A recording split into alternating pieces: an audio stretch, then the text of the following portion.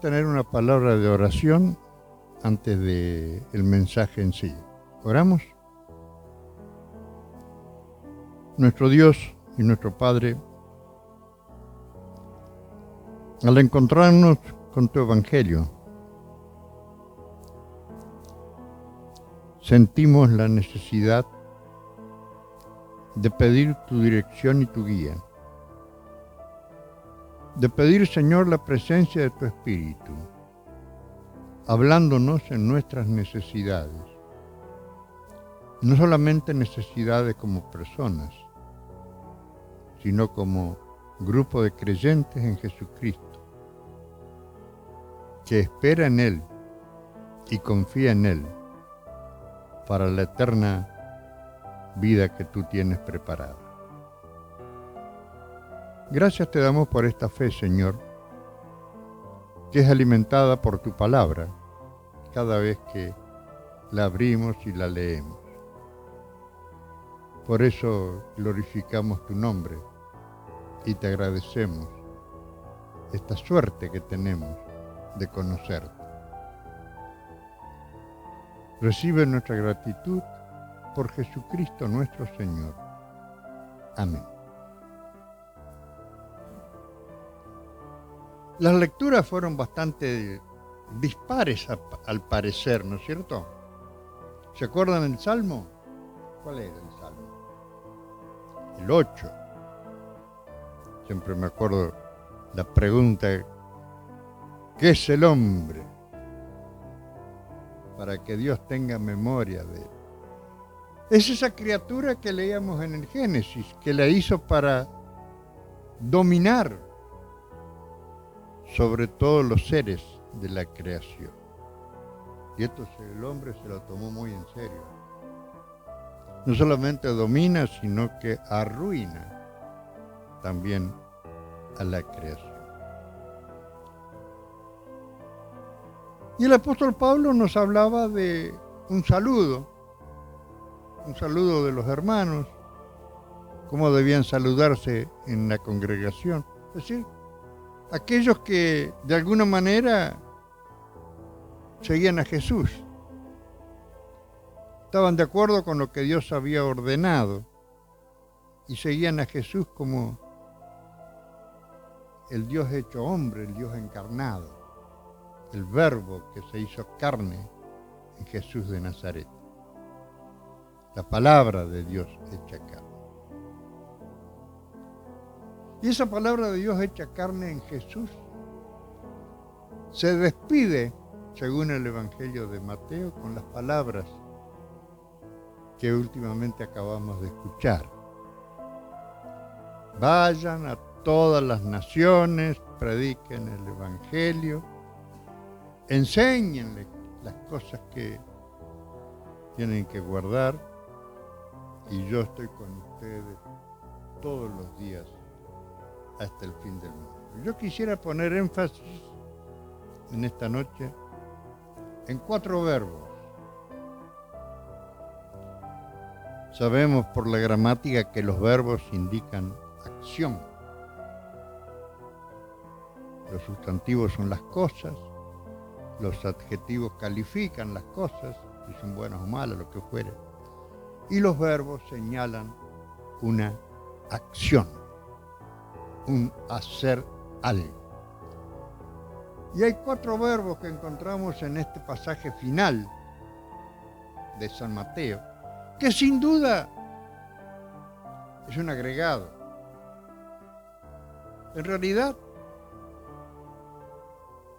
salvo Lucas, que escribe su evangelio y continúa con el libro de los Hechos, que es el mayor escritor del Nuevo Testamento, los 3 evangelios, los otros, Mateo, Marcos y Lucas y Juan, tienen un capítulo agregado después por la iglesia primera.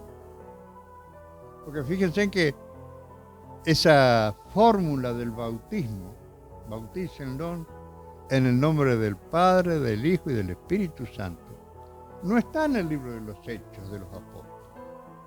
En el libro de los Hechos de los Apóstoles leemos que el bautismo era solamente en el nombre del Señor, de Jesús. Pero ya a fines del siglo I la Iglesia estaba organizando su liturgia y empezó a desarrollarse el concepto de un Dios trino. Justamente el domingo que viene es el domingo de Trinidad. La Iglesia celebra el día de Trinidad. El domingo pasado fue Pentecostés, Trinidad. ¿Y por qué? Hay algunos que dicen que creemos en 3 dioses. Pobres testigos, los que dicen eso. Nosotros creemos en un solo Dios, Padre Creador, como leíamos en el Génesis,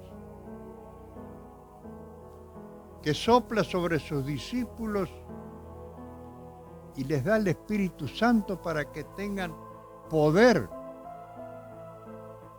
¿Ustedes creen que hoy seríamos iglesia si no fuese por el poder del Espíritu Santo? Que a pesar de nuestros pecados, de nuestros errores, de nuestras divisiones, de nuestras tensiones, permite que sigamos siendo iglesia. Por eso yo nunca me cambié de iglesia ni pienso cambiar. No porque sea la mejor, la metodista en la cual me crié, sino porque me enseñó ese camino, el camino de Jesucristo. Nada más. Sé que todas las iglesias tienen sus dificultades, sus problemas, como los tenemos nosotros. Y a veces en las reuniones administrativas discutimos y nos peleamos, pero hay algo más allá de nuestras pasiones que nos mantiene unidos. Y es el poder, un poder que está más allá de nosotros. Porque nos aceptamos, aún a veces con ciertas dificultades, pero nos aceptamos porque el Señor dice, este es tu hermano. Y vos tenés que ser hermano de esta otra persona. Por eso somos iglesia. El primer verbo que quiero señalar es el verbo que Jesús dice, vayan, ir. Ir.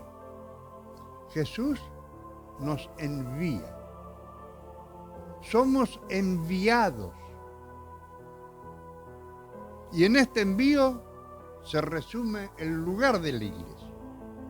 La iglesia tiene su lugar porque sale de sus paredes y se abre al mundo. Va al mundo donde tiene que dar el testimonio y la palabra de aquel que es verdaderamente la palabra. La iglesia no admite personas. No somos un club que estamos esperando que venga alguno a hacerse socio.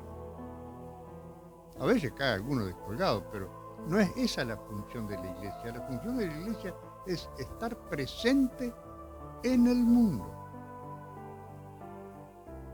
Y en el mundo, dice Jesús, van a tener dificultades. Pero recuerden una cosa, yo he vencido.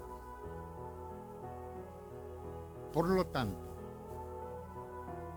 de alguna manera tenemos la seguridad de que Jesucristo está con nosotros en ese camino al mundo. Somos llamados a estar en el mundo. Jesús ora en la famosa oración de Jesús, la que se llama la oración sacerdotal de Jesús de San Juan 18, creo que 17, 18 por ahí. Allí dice, ora por los discípulos y ora por los que van a creer en el testimonio de ellos. No solamente ora por él, por su problema de enfrentar la cruz, sino ora por los discípulos que tienen que ir al mundo. Y la iglesia vive ya la esperanza del reino. Nosotros funcionamos como un pequeñísimo agente del reino. Acá se da el perdón, acá se da la misericordia, acá se da la gratitud, acá se dan todas esas cosas que nos habla el Evangelio, esas virtudes de las cuales habla el Evangelio. La iglesia tiene que ser el pueblo que va, no la que se queda esperando. Yo dije una vez, usando una frase de católicos que decían, Mater Magister, la madre y maestra, no es la madre y maestra que está esperando que venga, tiene que ser la sierva que va a caminar junto al mundo, una cultura totalmente opuesta a ese concepto de que nosotros acá tenemos la verdad y tienen que venir acá al pie. No, esa no es la iglesia. Nosotros pensamos en una iglesia, un pueblo en marcha, que sale, que va, y ¿para qué va? El segundo verbo es hacer discípulo, discipular, hacer discípulo. El cristianismo en determinada época de la historia dejó de ser una religión clandestina. Al principio era una religión clandestina, tipo sociedad secreta, porque delante del César ellos decían que había otro rey, otro señor. En esa época hablar de otro señor era perder la vida.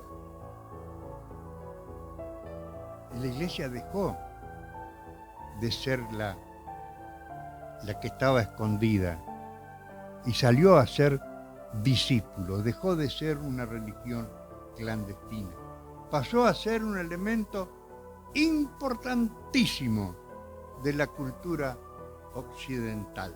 Por eso todavía usamos la frase, la cultura occidental y cristiana. Occidente se caracteriza por la fe cristiana, tal vez no tan pura como quisiéramos, pero cristiana al fin. El tema es no perder la vocación misionera y menos aún la vocación profética. La vocación profética es saber cuándo decir las cosas que tenemos que decir. Y hay veces que hace falta decir las cosas, porque el Señor es el que nos está impulsando a decir.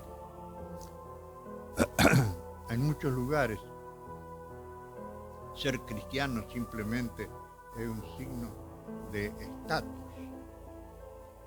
Cristiano. Y aún hay lugares donde las distintas ramas del cristianismo están por categorías.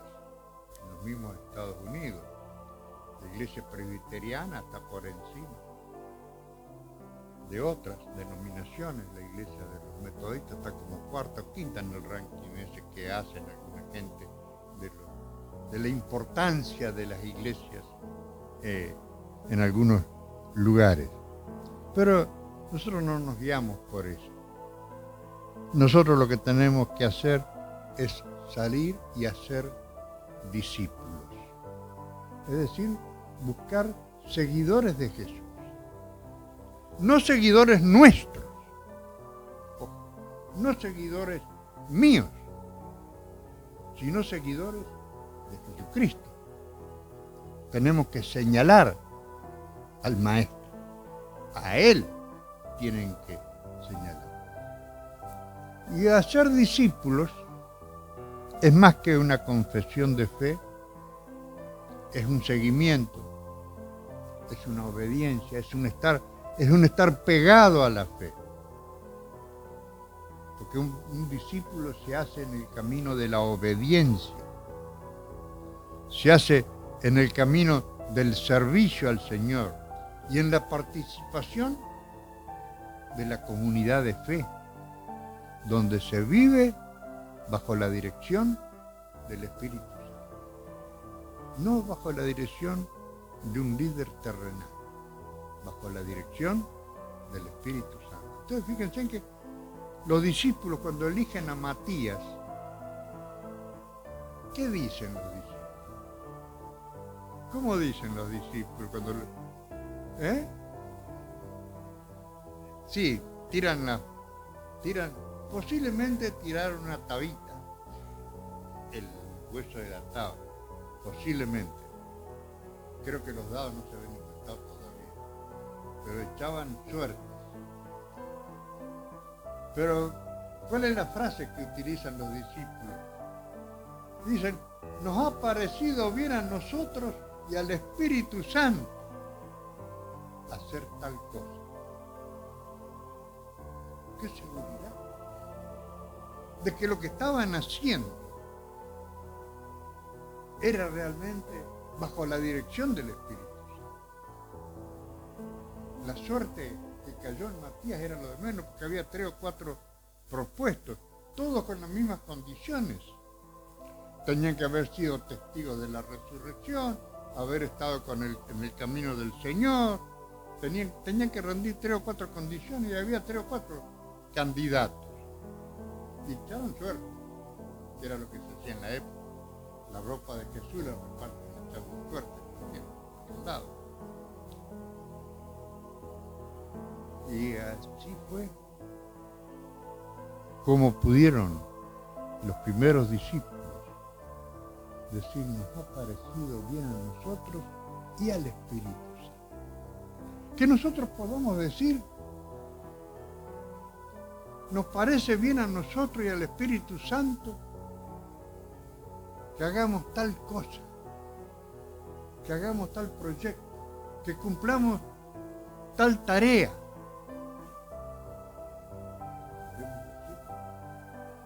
Tenemos que estar imbuidos del Espíritu, llenos del Espíritu. Vayan y hagan discípulos. No hagan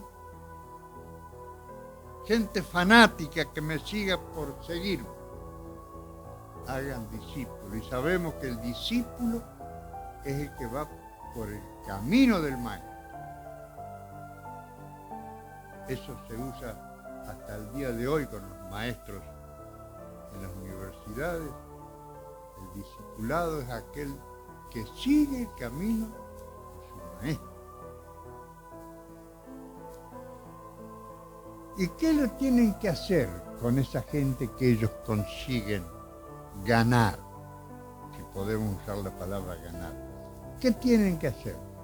Tienen que bautizarlas. Tienen que tener, de alguna manera, un acto de consagración al Señor. No es una marca ni una iniciación social, nada que ver, sino que está el compromiso de una comunidad. O sea que bauticemos un niño, un joven, un mayor, pero el que no ha sido bautizado debe ser bautizado. Personalmente estoy contra eso que tienen como 5 bautismos. Conocí uno que tenía 4 bautismos. Desde el chiquito en la cabeza hasta el baño completo. Y al final era igual que cualquiera. Pero tenían que bautizarlos en el sentido de que ellos de alguna manera tenían que dar testimonio. La comunidad que recibe da testimonio. Y la persona, si es mayor, que es bautizada, también da testimonio en ese acto del bautismo. Y después que hemos ido, vamos, discipulamos a la gente, la bautizamos. ¿Qué hace? ¿Terminó la tarea? No, tenemos el cuarto verbo, que es, tienen que enseñarle las cosas que yo les he enseñado a ustedes. Por eso, gracias a Dios, tenemos los evangelios, que nos dicen lo que Jesús hizo y dijo para poder enseñar. La palabra técnica es catequizar a la gente que se acerca de alguna manera a la iglesia. No tiene que saber todo el evangelio para ser bautizado. No, simplemente recibir a Jesucristo o querer pertenecer al pueblo de Dios. Y después tenemos que seguir enseñándole las cosas. El llamado es un seguimiento obediente a tomar la cruz y seguir. ¿Se acuerdan cuando Jesús dice, tienen que tomar su cruz y seguir? Ese es el camino que tenemos que enseñar. He ahí pues una responsabilidad nuestra, instruir a nuevos creyentes, enseñarles lo que es las profundidades del Evangelio, hasta dónde llega esta palabra del Señor que hemos recibido y queremos compartir. Y nos podemos preguntar, ¿cómo aprendimos nosotros? Y como los chicos esto aprendimos. Alguien que nos fue enseñando, en nuestra casa, en nuestra escuela dominical, en nuestra iglesia, nos han ido enseñando, en nuestras ligas de jóvenes, de adolescentes, vamos teniendo estudios, vamos aprendiendo, conociendo cada vez más. Y finalmente, mis hermanas y hermanos, esta misión que dice Mateo, en el cual termina su evangelio, esta misión involucra a toda la comunidad. No es solamente para los predicadores laicos, ni solamente para los pastores, ni solamente para los de la junta directiva, ni solamente para algunos importantes que se consideran importantes de la iglesia. Todos pueden participar de esta misión de ir, de hacer discípulos, de enseñar y de bautizar. Todo el cuerpo está llamado a la misma vocación por el Rey. Y acá tenemos que dejar una palabra final contra el pastorcentrismo o el profesionalismo del mundo. Yo creo que en el fondo eso es algo del mundo. Yo creo que cada uno puede ser pastor, acompañar a otro, enseñar a otro, decir. No todos podemos llegar a todos, eso es cierto. No todos podemos llegar a todos. Pero siempre tiene que haber alguien que pueda llegar al que no conoce el Evangelio. Y lo que termina el Evangelio de Mateo es una promesa muy hermosa. Yo estoy con ustedes todos los días hasta el fin. Y esa puede ser la realidad de nuestra vida. La presencia de Jesucristo en nuestra vida, en nuestro hogar, en nuestra casa, en nuestro negocio, en nuestro trabajo, en todo lugar que nos toque ocupar, que esté la presencia, esa presencia que va a estar hasta el final con cada uno de nosotros. Todo esto nos da consuelo, todo esto nos da fuerzas, todo esto nos da gozo, alegría, porque sabemos que no estamos solos. El Señor está con nosotros. Por eso el saludo de San Pablo en la carta que leía la hermana es tan amoroso. Salúdense con ese cariño, con ese amor de aquel que nos amó primero. El Señor nos ayude a ser verdaderamente esa iglesia que sale, que anuncia el Evangelio, que cumple en el tema de ser miembros y bautizarlos y estar presente siempre, en todo tiempo y en todo lugar, para dar testimonio de la fe. Oramos. Nuestro Dios y nuestro Padre, te agradecemos por tu palabra y por la seguridad que nos da de tu presencia en medio nuestro. Y gracias, Señor, porque esa presencia se manifiesta en el amor fraternal, en el servicio, en la caridad, en la gratitud y de tantas maneras que nos hacen realmente vivir felices. Gracias por tantas bendiciones. Por Jesucristo nuestro Señor. Amén.